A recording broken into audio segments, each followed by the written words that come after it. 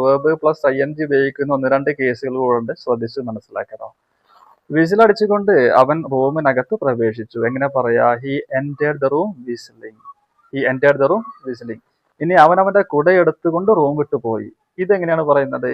He left the room taking his umbrella. He left the room taking his umbrella. ഇനി അതേക്കുറിച്ച് സംസാരിച്ചു കൊണ്ട് അവരവിടെ നിൽക്കുകയായിരുന്നു. എങ്ങനെ പറയും?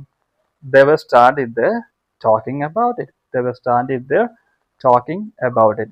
ഇനി മറ്റൊരു യൂസേജ് ശ്രദ്ധിക്കൂ. അവിടെ വെയിറ്റ് ചെയ്യുന്ന ആളെ നീ അറിയോ? Do you know the person waiting there?